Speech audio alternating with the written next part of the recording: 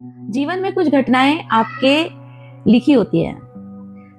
व्यक्ति जैसा अपन बोलते हैं ना आज के टाइम में कि यार जो इंसान जैसा है वो चेंज नहीं हो सकता।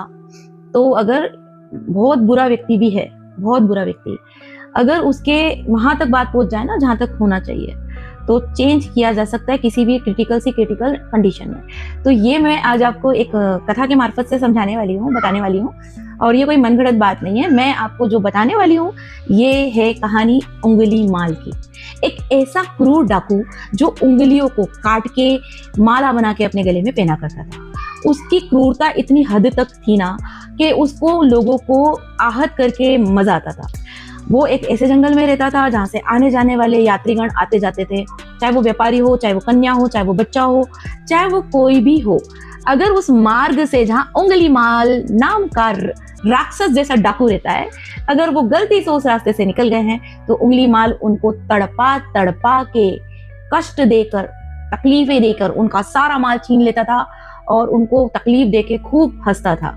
उंगली माल की क्रूरता इतनी अधिक थी कि उस जंगल में लोग जाने से उस मार्ग को लोगों ने छोड़ दिया था। अगर वो जानते हैं कि इस मार्ग से जाएंगे तो आपको उंगली माल आपको एक तो आपका सारा सामान छीन लेगा, फिर आपकी सारी उंगलियों को काट के वो आप माला बना के पहन लेगा और आपको बहुत तड़पाएगा। आपको मारेगा नहीं, मारता नहीं था, वो उंगलियां काट देता था। उसको लोगों के दर्द, लोगों की चीखें, लोगों को सताना और उस दर्द में उनको तड़प के छोड़ देना, तड़पाना उसको बड़ा पसंद था।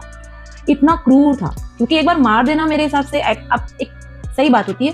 बंदे को बिना दर्द के, पैनिक किए बगैर अगर वो मर गया तो वो उतना जीवन में कष्ट नहीं लेगा, पर अगर उसको पीड़ा देकर छोड़ दिया गया तो ये बहुत कष्टकारी हो जाता है। तो उंगली माल कष्ट देकर छोड़ने वाली प्रक्रिया को करता था और कष्ट देकर उसको बड़ी प्रसन्नता होती थी। उसका दिल इतना क्रूर था, वो इतना क्रूर राक्षसों की तरह एक डाकू था और उसकी कोई टीम भी नहीं थी। वो एक अकेला डाकू था और उसके जीवन की ये घटना जो है उसके बचपने से कहीं प्रेरणा ली हुई थी। उसके ये पूर्व कार्मिक थे जो उसको इस तरीके का क्रूर पर्सन बना दिया था, उसकी ही जीवन की कुछ घटनाओं ने। एक दिन उंगली माल के जंगल में भगवान गौतम बुद्ध का प्रवेश हो जाता है। गौतम बुद्ध जिनकी वाणी, जिनका ओरा, जिनके चरण कमल एकदम जहां भी पड़ते वहां उनके खुशबू, ओरा की खुशबू पूरे जंगल में फैल जाती। अगर कोई सांप जा रहा है तो वो अपना रास्ता छोड़ देता, अगर कोई अजगर जा रहा है तो वो अपना मार्ग हटाकर वो अजगर भी रस्सी बन जाए, क्योंकि उनकी दिव्यता इतनी अधिक थी। उनका दिव्य रूप, उनका स्वरूप इतना दैविक और इतना प्रकाशमान था। गौतम बुद्ध जी का वहां प्रवेश होता है अपने 2 शिष्यों के साथ। तो जैसे ही वो जाते हैं उस मार्ग से, तो मार्ग में विश्राम के लिए गौतम बुद्ध बैठते हैं और अपने एक शिष्य को भेजते हैं जल के लिए। तो वो शिष्य जल के लिए इधर उधर जाता है तो उसको उंगली माल मिल जाता है। उंगली माल उस शिष्य को पकड़ लेता है।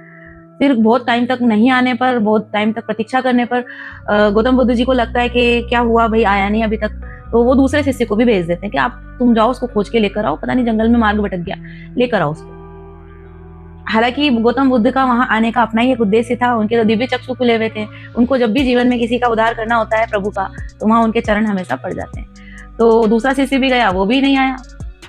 तो भगवान बहुत देर तक बैठे रहे, पर उनको लगा अभी दोनों ही नहीं आ रहे हैं तो चलो मैं ही चलता हूँ ढूंढने के लिए। वो गौतम बुद्ध जी आगे गए। जैसे ही महाराज आगे जाते हैं तो उनको एक, जैसे ही प्रवेश करते हैं तो कोई एक जाली में उनको बांध के एक उल्टे पेड़ पे लटका दिया। तो जैसे ही जाली पे भगवान ऊपर लटक जाते हैं, उल्टे हो जाते हैं, तो धीरे धीरे वो जाली अपने आप ही खुलकर और नीचे आने लगती है।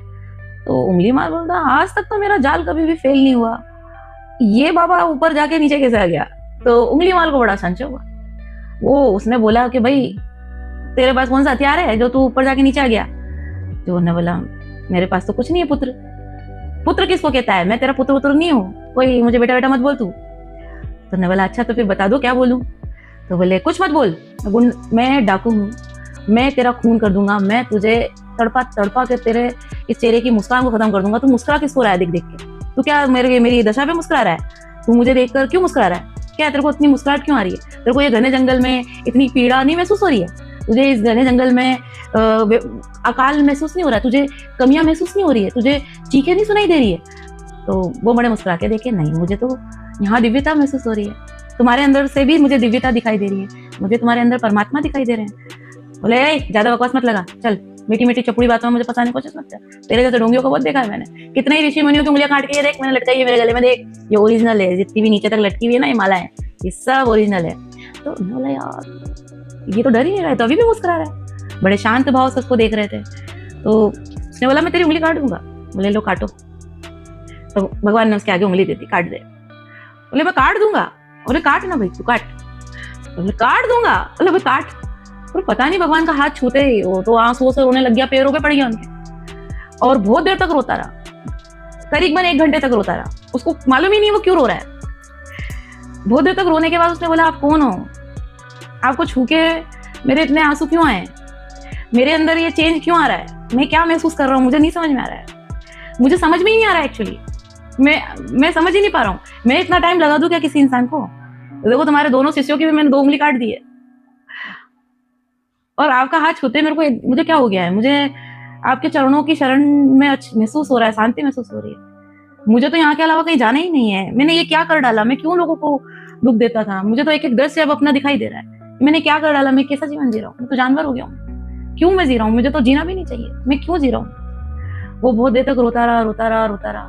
फिर भगवान ने उसके सर पे हाथ रखा, उसे धीरे से जल पिलाया और उसे ये बताया कि तुम्हारे पूर्व कार्मिक कुछ रहे थे, और जिन जिन की भी तुमने उंगलियां काटी है उन सबके भी आपके साथ कार्मिक बाउंड थे, कुछ कार्मिक कनेक्शन था।